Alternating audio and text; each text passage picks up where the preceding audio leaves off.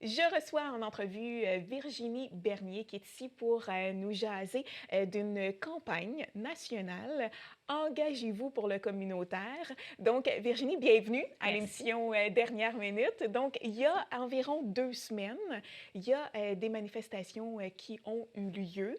Donc, ça existe depuis un petit bout, cette campagne-là, mais parle-moi un petit peu de ce que vous revendiquez Oui, en en ce fait, moment. la campagne Engagez-vous pour le Mhm. communautaire, c'est une campagne unitaire à l'échelle nationale, donc Nationale, pour bien tout le important. Québec. Mhm. Donc, c'est 4000 groupes, Oh, 4000 wow! organismes d'action communautaire autonome qui sont engagés sous le même chapeau. Donc, cette grande campagne de mobilisation-là qui a lieu depuis 2016. Donc, ça a vraiment C'est été ça. mis en Mhm. place en 2016 Mhm. pour vraiment mettre en lumière, en fait, les trois grandes revendications de cette campagne-là. Oui.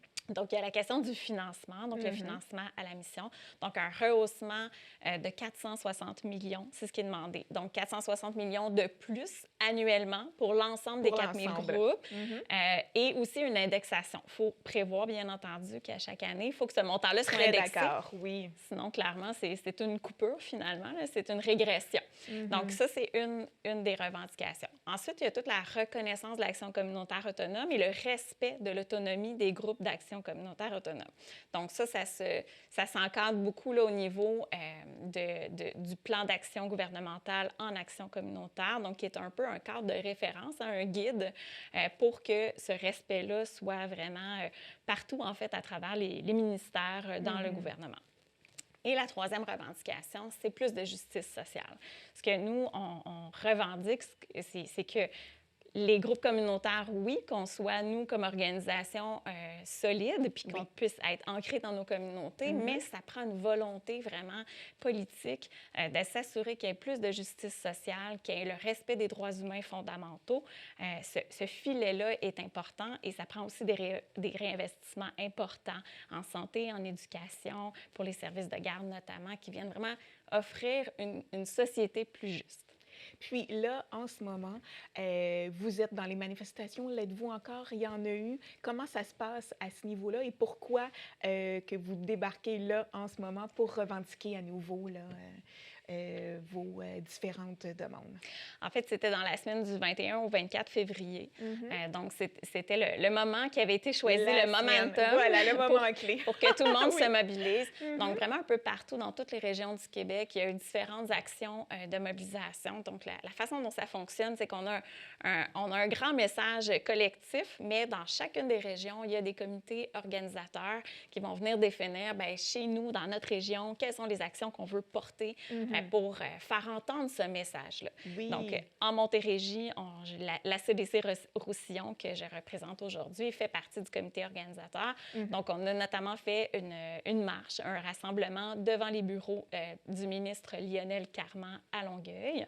Donc, c'était co-organisé avec la CDC de l'agglomération de Longueuil. OK. Et on a fait un envoi massif aussi de cartes postales Oh, à nos députés, à OK. nos ministres, pour leur rappeler le message.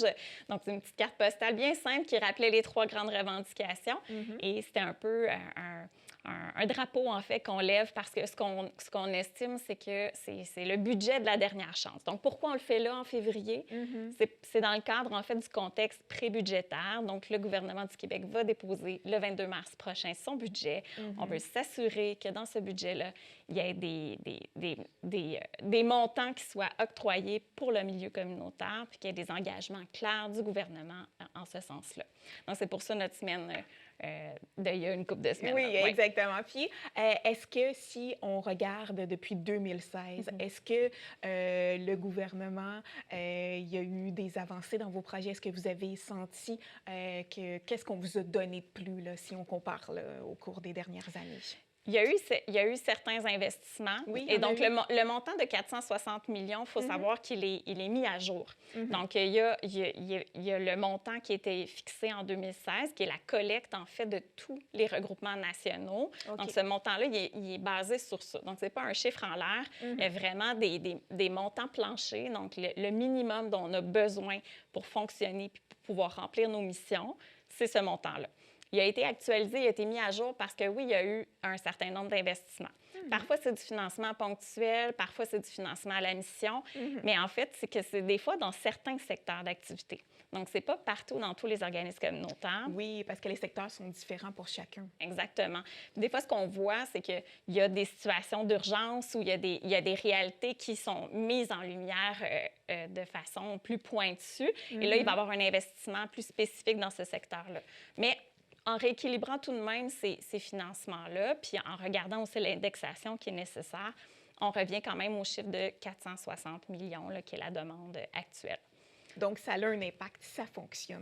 Ça a un impact, ça fonctionne. Puis on pense aussi qu'avec la pandémie qui vient d'avoir lieu, là, Oui. bien, on est encore un On peu est encore un peu dedans, exactement. Oui. Donc, ce qu'on voit, c'est que les besoins sont immenses.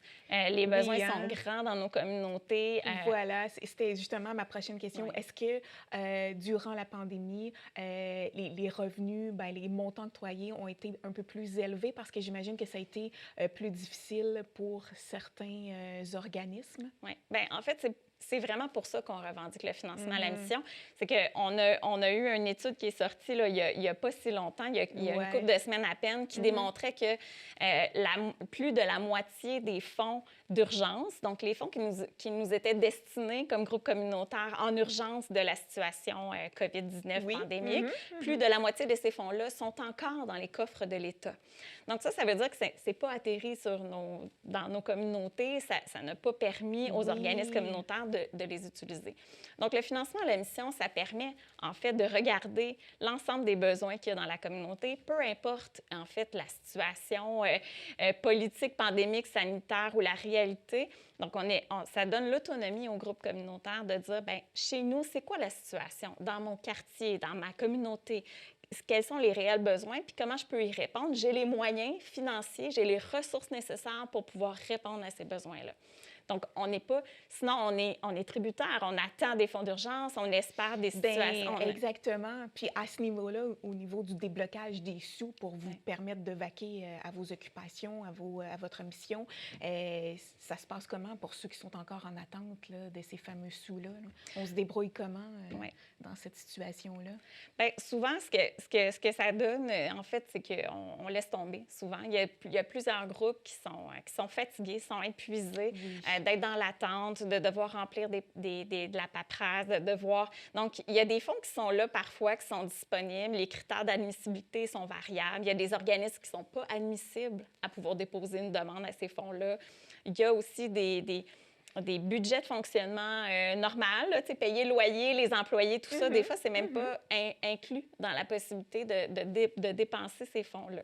Donc, ça crée toutes sortes de démarches administratives qui sont lourdes, puis finalement, on laisse tomber de côté. Concrètement, ce que ça fait dans les groupes communautaires, en l'absence de financement récurrent, puis avec le roulement de personnel qu'on vit actuellement, bien, c'est une surcharge des travailleuses puis des travailleurs qui sont là actuellement. C'est un débordement, c'est une fatigue, c'est un épuisement ou un risque d'épuisement.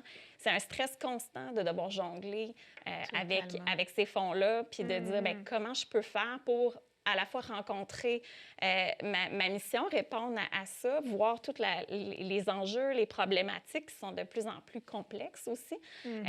Comment je fais pour répondre à ça avec le peu de moyens que j'ai, puis avec le peu de marge de manœuvre qui m'est offert, en fait, ce financement-là, il est déjà insuffisant.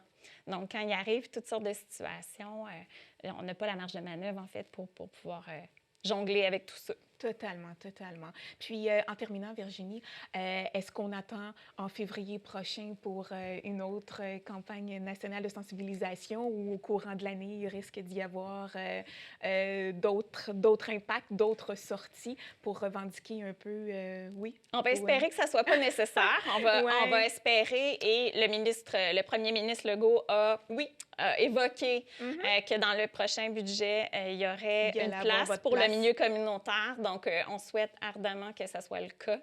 Sinon, c'est certain qu'on va continuer à se mobiliser pour se faire entendre nos revendications. C'est nécessaire. On ne le fait pas pour nous, on le fait pour la population.